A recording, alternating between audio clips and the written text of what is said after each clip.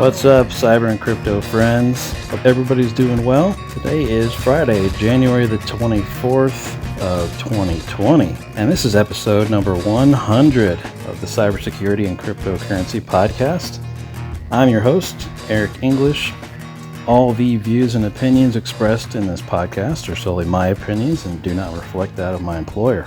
If you want to follow me on Twitter, I'm at CyberCryptoGuy.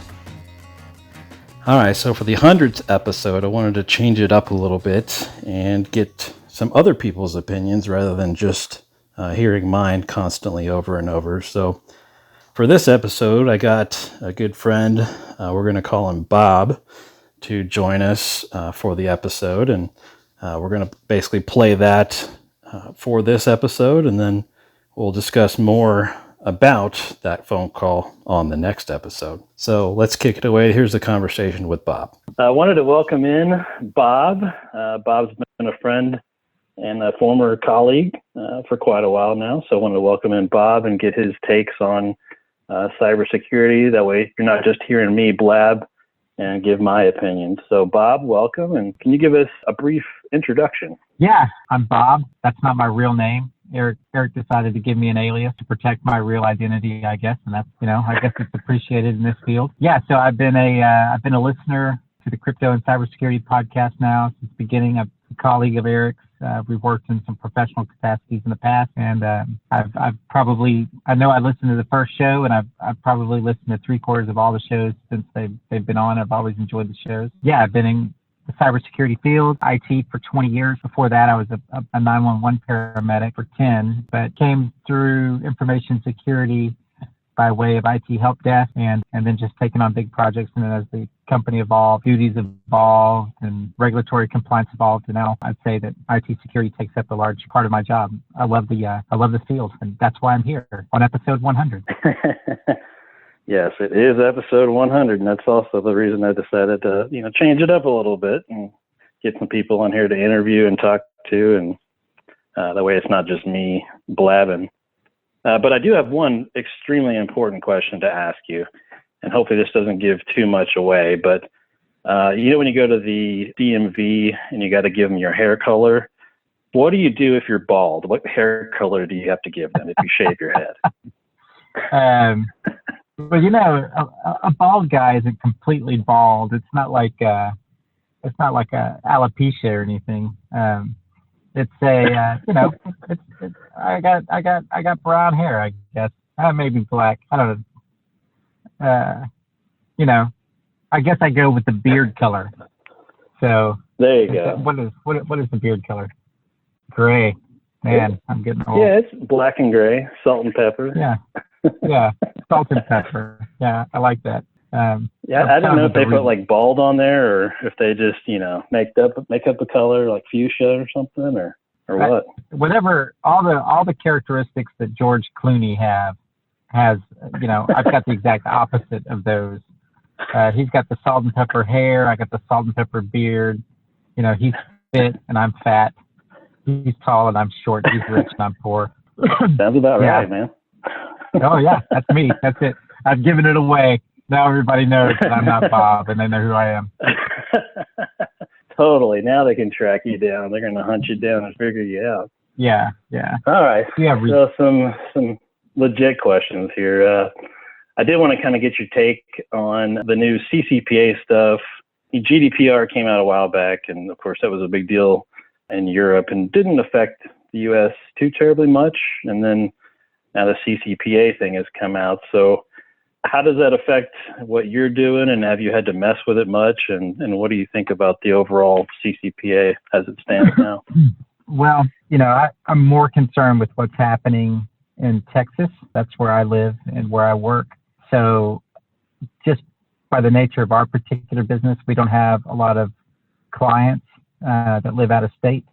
So it really hasn't affected us, but we're definitely keeping our eye on it because a lot of states look at California and what's going on there, and then regulators get jealous to put their names on bills, and they want to say, I want to introduce, some significant legislation, and then you start having versions of the California protection regulations popping up in all different kinds of states. I think New York's already passed one. I know the Texas legislators have talked about it, but it hasn't gone through as strong as it has in California. But, this is a big deal for us because, I'm like you, Eric, I'm all about privacy. I think privacy is extremely important.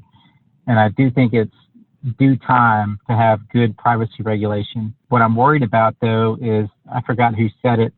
Somebody on Twitter said, privacy by zip code is not going to work. When you have 50 states with 50 different ways of doing it, and you're a business trying to operate in these locales, and you've got to spend money trying to keep up with all these different regulations. This could be a real deal, or a real problem, because let's say, what they were talking about is people could walk in and say, hey, give me all the data that you have on me. So if, depending on your business, that may be, a few things, or it could be many different things across many different systems. And that could take some time to carve their data out of log files. Let's say they have, you've got some kind of internet product. So you've got these log files that has this customer data, and you've got to carve all that out.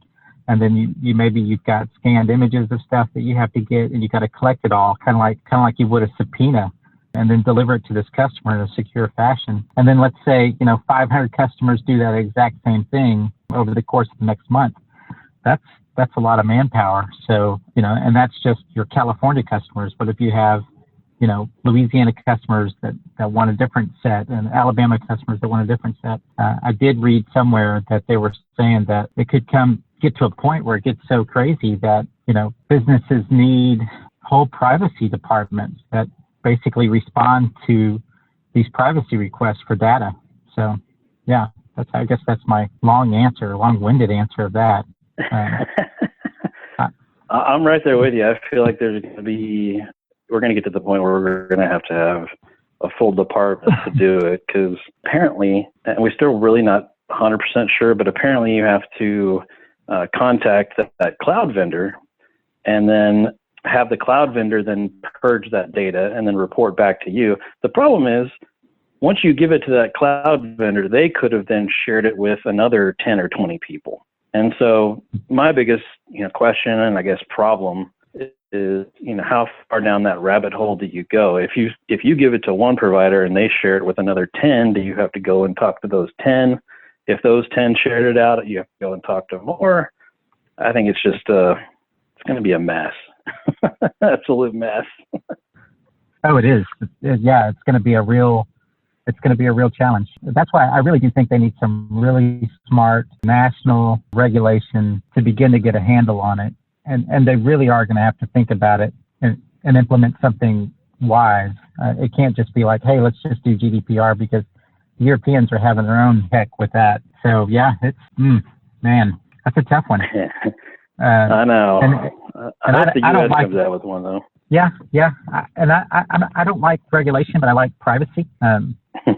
So yeah, it's kind of bittersweet to say, yeah, come and regulate us. Anytime I hear of a big tech company that is pro-regulation, I'm always like, yeah, you would be pro-regulation, because what is it to you? You'll build a new wing or a new building, and you'll hire, 150 lawyers and compliance people to deal with that, because you have billions of dollars in the bank to spend on that. So, to those big tech companies, regulation helps strangle out their competition. That is very true, and it's also unfortunate because all these mom and pop shops. I mean, what if you call the local furniture dealer and tell them to erase your data? They're not going to know what the heck to do. So it'll be interesting to see, but I don't know. I just kind of throw my hands up right now because there's so many rabbit holes, and there's so little, I guess, understanding of what all they can actually enforce, at least thus far. So not sure. And you're where right it's gonna about go from here. The data. Where is it really? I was reading a book called Age of Surveillance Capitalism by Shoshana Zuboff. I think that's how you pronounce her name. It's a pretty windy book, but man, it's enlightening. I think they were saying that if you purchase one Nest thermostat to really get some kind of idea of where all your data is located, you would have to read 1,000 EULAs, because if you followed the third parties, you'd have to read about 1,000 different contracts to really understand where the data ends up. That's pretty weird. Yeah, man, such a rabbit hole.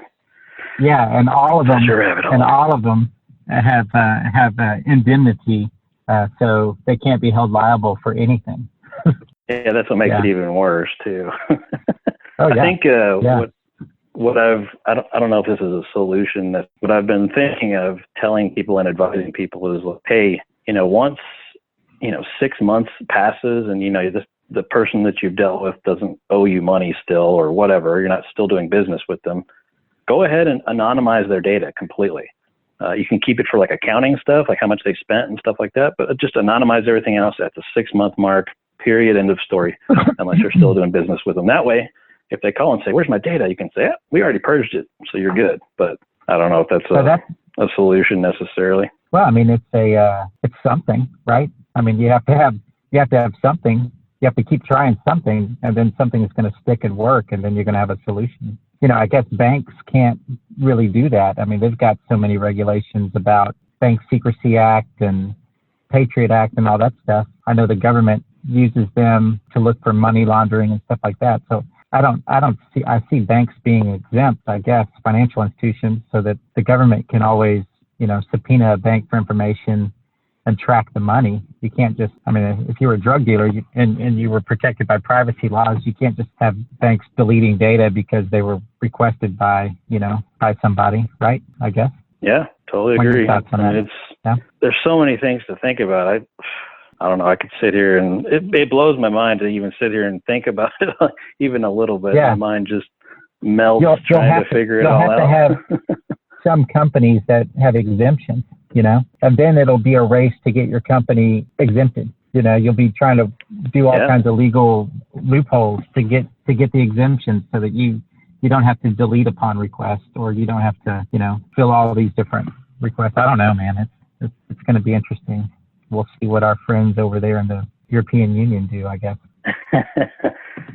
I guess we shall. So I wanted to touch on some other topics too with you as well. So I was kind of curious, I'm always asking folks, what do they use for, cybersecurity tools and things like that? What kind of new or old or whatever cybersecurity tools have you been looking at and or using, and which ones do you think are kind of the best ones that you've seen and used? Are you talking personally, like personal privacy? That could be cybersecurity. It could be personal cybersecurity stuff, or it could be work related. Either way. On the personal front, like you, I've definitely gone to a end-to-end encryption messaging system to get away from iMessage and all the other, Facebook Messenger and all that stuff. Obviously, I know how you feel about Facebook, and I feel the same way. I use Wire for end-to-end encryption for messaging between me and, the people I trust. 1Password for password management. I like the Firefox web browser. I use ExpressVPN. Just try to, and then I try to promote that with, the people I know, loved ones, family members, and stuff like that. My mom, I just got her using 1Password, and my family using 1Password. It works out pretty well. Nice. Yeah, and that's no easy task. Training a 67-year-old, my mom, and she's pretty techy, but where getting her converted to 1Password, she was like, come on, do we really have to do all this? I'm like, no, it's really going to make your life easier. You're going to be surprised. It's just copy and paste your password. That one's going to be tough for me too. I need to do it, but I haven't yet. What's your, man, I know a lot of people out there love Google products and Google Chrome and stuff, but I still like my Firefox. I like what, Mozilla, I like what they stand for. They always seem to be very privacy focused. They're not trying to, create algorithms to sell us things like Google. At my house, ExpressVPN, I run the Linksys Flash, firmware flash for my house. So my whole house has, VPN capability there. That's kind of nice that they do that. And I know a lot of people like Nord and different ones. And I guess it's kind of like, I don't know, the fights, right? Everybody's going to say, well, Nord's better than this, or Signal's better than Wire. Of course. Yeah. Of course. And I think probably at any one time, one is better than the other. As time goes by, they just kind of keep lapping each other, I guess. But you just got to use it and try to promote it and get other people to use that kind of stuff. But I bought my wife a Chromebook because she hates information security.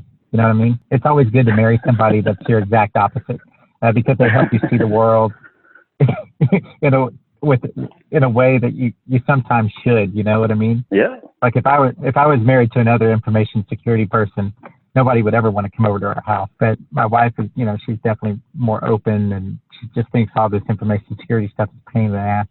I hate your computers. They're always asking me to update this and blocking this, and you make me turn off this plug-in just so I can go to this stupid web page. And so I finally bought her a Chromebook, and she's been happy ever since. She's like, "Oh, it's so wonderful. It comes on automatically. It never seems to update. She's like, it's just magic. I love my Chromebook.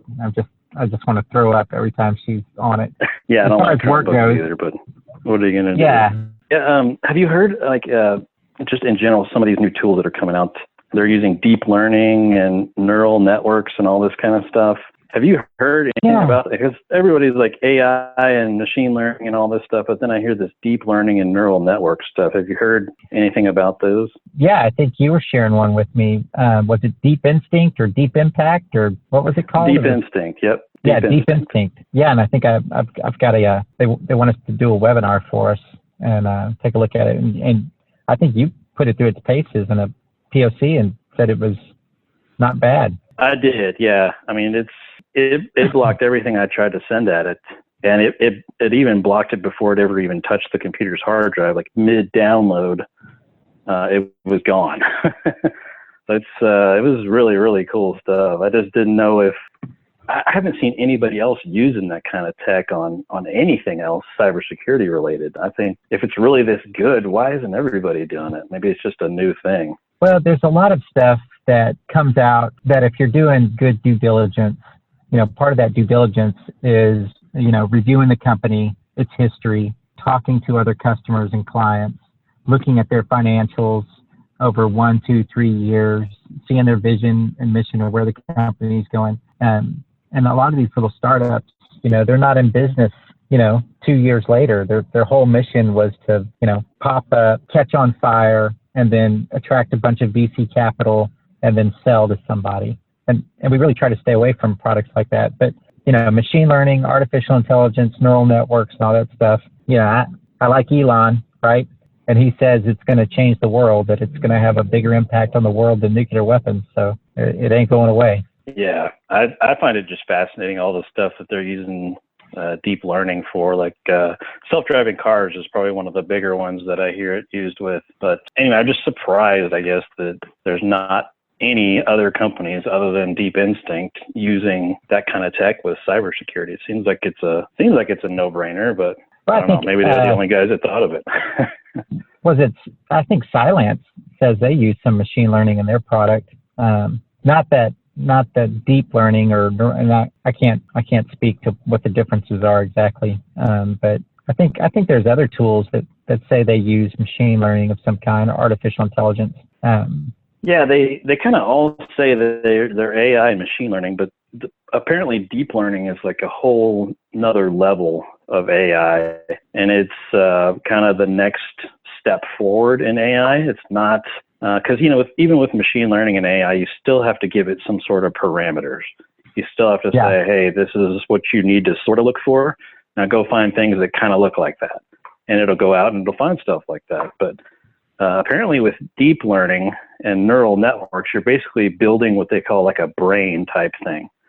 And that brain is learning what's good and bad. And you obviously have to train this brain, they call it.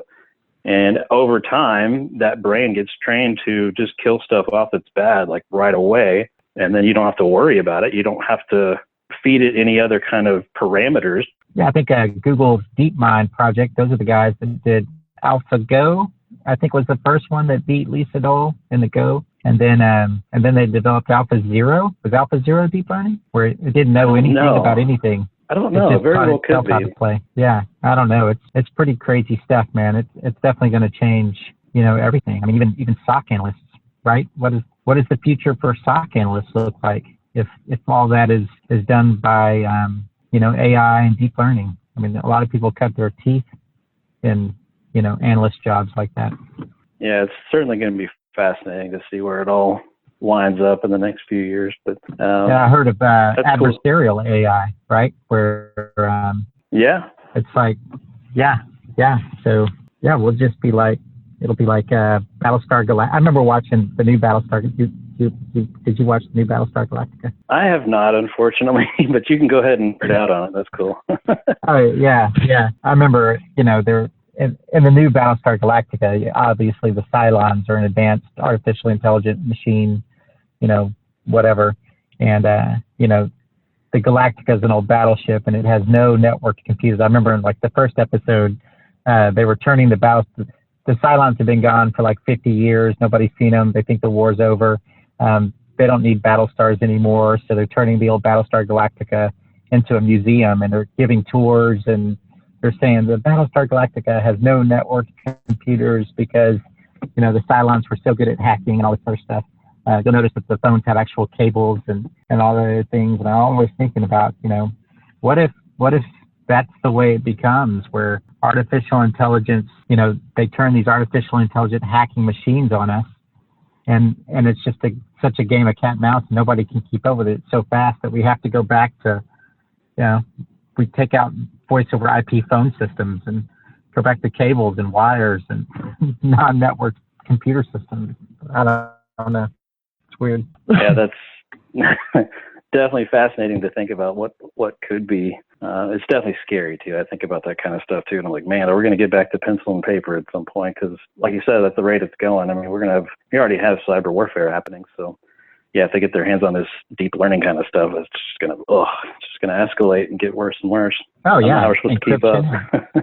Quantum computing that possibly can break, all this encryption, and new forms of encryption will come out. Yeah, it's exciting. Yeah. Crazy stuff, man. Well, hey, look, I didn't want to take too much of your time, but I certainly appreciate you coming on and giving us some of your time and your insights on cybersecurity stuff. And we'll definitely have to do it again sometime soon, and then we can blab about all kinds of other more fun stuff.